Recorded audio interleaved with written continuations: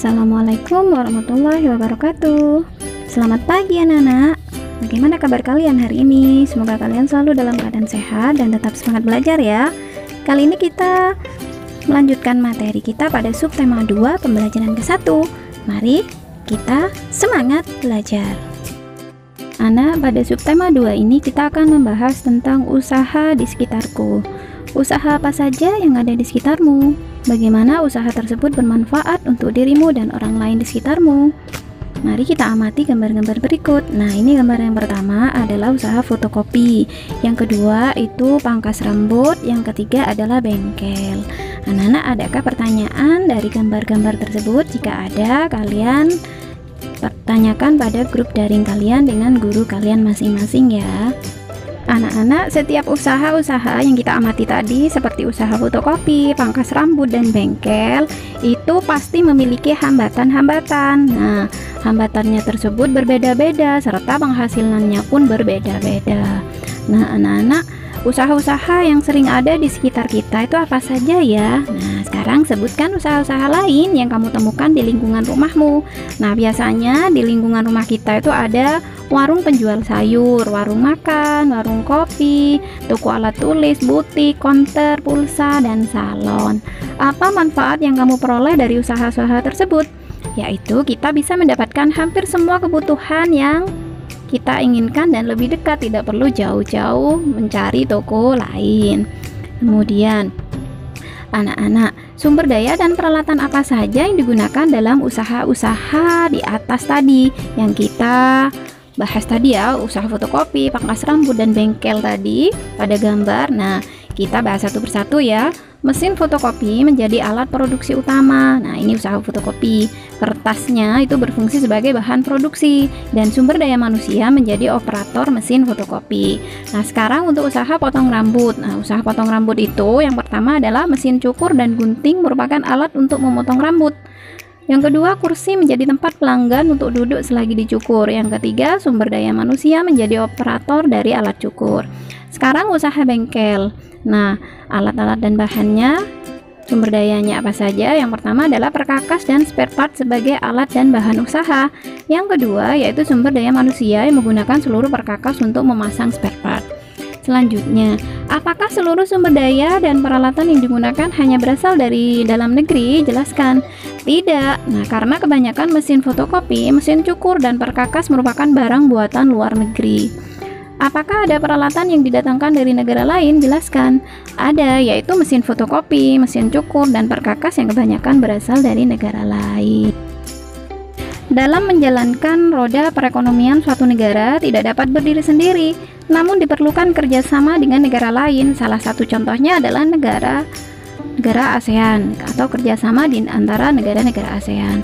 Mari kita ambil contoh sederhana dari usaha yang terdapat pada gambar tadi, yaitu usaha pangkas rambut.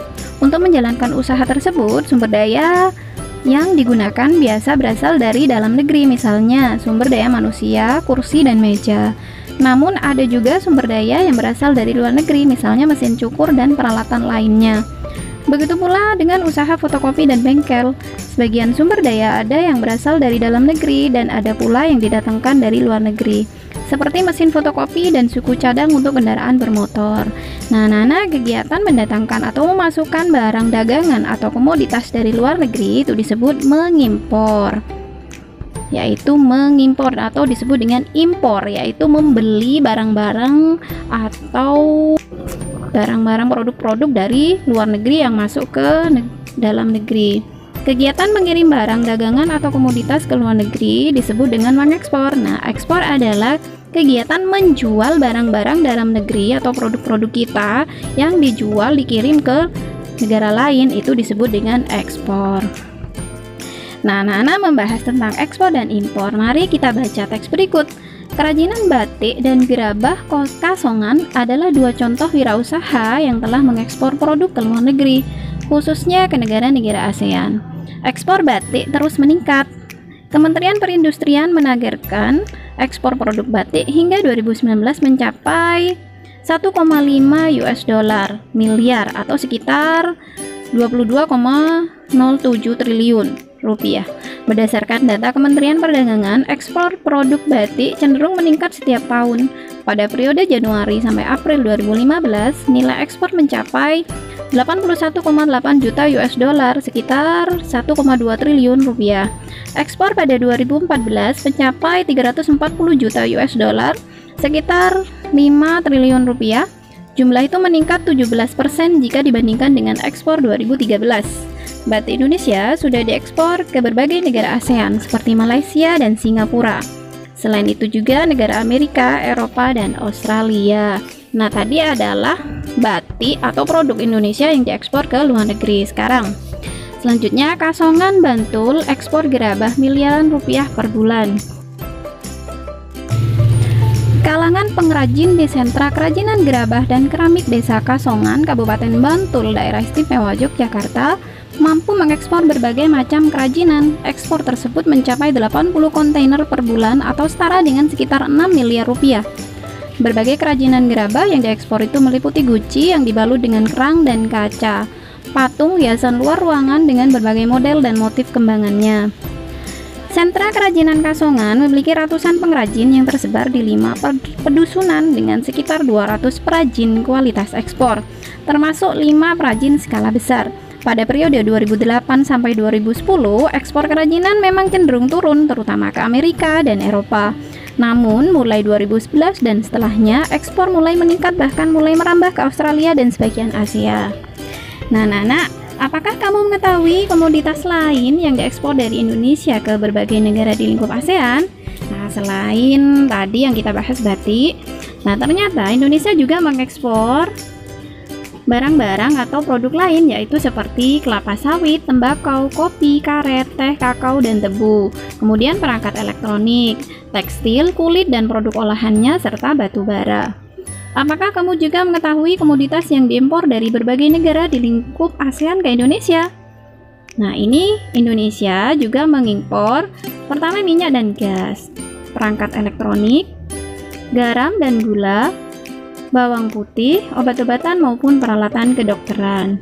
Nah, Nana, barusan adalah berbagai produk atau barang yang diimpor serta diekspor Indonesia ke negara luar. Nah, selanjutnya sekarang kalian perhatikan gambar-gambar berikut. Apakah pada gambar ini adakah usaha yang menjual benda-benda berikut di sekitar tempat tinggalmu? Yang pertama ada gambar pensil, peniti, penghapus, paku, penjepit kertas, sisir, gunting, batu, penggaris, ini daun ya, kemudian karet, serta kaca. Nah, sekarang apakah kamu bisa memprediksi yang akan terjadi jika benda-benda yang kita sebutkan satu persatu barusan didekatkan dengan magnet? Tuliskan prediksimu pada tabel berikut pada halaman 70. Yang di situ ada kolom nomor, kemudian benda-bendanya kalian tulis benda masing-masing benda yang kita sebutkan tadi. Kemudian prediksikan apakah benda tersebut bisa ditarik atau tidak ditarik oleh magnet. Nah, berikut adalah beberapa alternatif jawaban yang bisa kita gunakan untuk menjawab pertanyaan barusan. Nah, ini beberapa benda yang bisa ditarik magnet. Yang pertama adalah peniti, paku, penjepit kertas, dan gunting. Sedangkan benda yang tidak ditarik magnet adalah pensil, penghapus, sisir, batu, kayu, daun, karet gelang, dan kaca. Nah, Nana, setelah kalian membuktikan prediksi kalian melakukan percobaan benda-benda yang dapat ditarik magnet dan tidak dapat ditarik magnet, selanjutnya kalian buat laporan dari percobaan tersebut. Yang pertama tentang tujuan percobaan, yaitu mengidentifikasi benda magnetis dan non magnetis. Alat dan bahannya tadi kita sudah sebutkan ya. Yang pertama adalah magnet, karena kita akan membuktikan benda itu magnetis apa tidak, berarti kita membutuhkan magnet. Kemudian pensil, peniti, karet gelang, paku, penjepit kertas, sisir, gunting, batu, kayu, daun, kertas, dan kaca. Langkah-langkah percobaannya, yang pertama adalah ambil magnetnya. Yang kedua, dekatkan magnet ke benda-benda yang tersedia secara bergantian. Ketiga, amati apa yang terjadi. Keempat, catat hasil pengamatan pada tabel. Kemudian tuliskan laporan percobaan tadi pada tabel berikut halaman 71. Percobaan benda magnetis dan magnetis. Nah, tujuannya sama seperti tadi itu ya. Kemudian kalian isi alat dan bahannya juga sama, langkah-langkahnya sama, dan hasil percobaannya adalah Untuk hasil percobaan pada kolom tadi, kolom prediksi pada halaman 70 bisa kalian salin ke dalam laporan kalian ya. Tadi pensil tidak dapat ditarik, kemudian peniti itu bisa ditarik oleh magnet ya. Seperti ini adalah hasil percobaannya. Kemudian kesimpulannya adalah benda non logam tidak dapat menempel dengan magnet. Contohnya tadi adalah pensil, sisir, batu, dan daun, karet gelang itu kan tidak dapat ditarik magnet karena itu merupakan benda non logam sehingga tidak dapat menempel dengan magnet. Yang kedua, benda logam dapat menempel dengan magnet. Contohnya adalah peniti, paku, dan lain-lain. Nah, anak-anak, selain benda-benda tadi yang kita sebutkan, kalian juga bisa mencoba benda-benda lain yang ada di rumah kalian. Nah, benda tersebut bisa ditarik atau tidak oleh magnet. Apakah masuk benda magnetis apa non magnetis? Nah, tahukah kamu bahwa wirausaha yang sudah berkembang pesat biasanya membutuhkan karyawan yang lebih banyak? Wirausaha tersebut dapat menulis iklan atau selebaran tentang lowongan pekerjaan untuk mendapatkan karyawan sesuai kebutuhan. Nah, anak-anak, di sekolah Edo akan dilaksanakan simulasi tentang wirausaha, yaitu siswa akan mempraktikkan jual beli di lingkungan sekolah. Untuk kegiatan tersebut dibutuhkan beberapa panitia. Bagi siswa yang berminat dapat mengajukan surat permohonan kepada guru kelas dengan melampirkan daftar riwayat hidup. Edo dan Siti berminat untuk menjadi panitia, namun mereka masih bingung bagaimana cara menulis daftar riwayat hidup. Apakah kamu mengetahui cara membuat daftar riwayat hidup? Nah, anak-anak, agar lebih jelasnya, mari kita baca teks berikut. Daftar riwayat hidup itu seperti apa? Tahukah kamu bahwa daftar riwayat hidup adalah data yang berisi informasi tentang diri seseorang? Kamu dapat membuat daftar riwayat hidup untuk keperluan menerangkan data diri kepada orang lain. Kamu membuat daftar riwayat hidup untuk keperluan mendaftarkan diri, misalnya mendaftarkan diri ikut lomba kesenian, menjadi anggota sebuah tim, pengurus suatu kegiatan, atau untuk melamar pekerjaan. Setiap orang memiliki riwayat hidup masing-masing.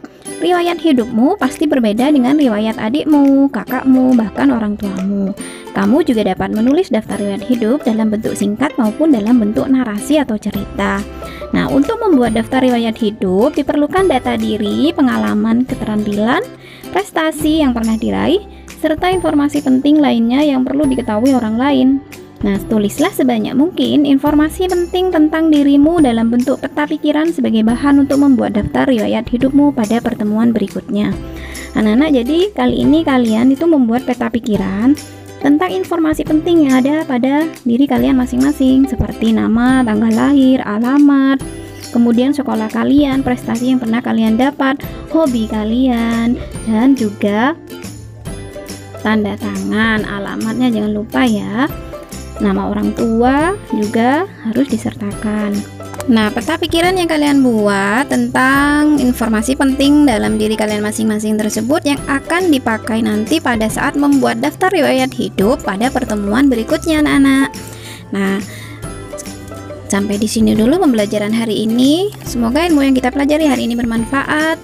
Sampai jumpa pada pembelajaran 2. Wassalamualaikum warahmatullahi wabarakatuh.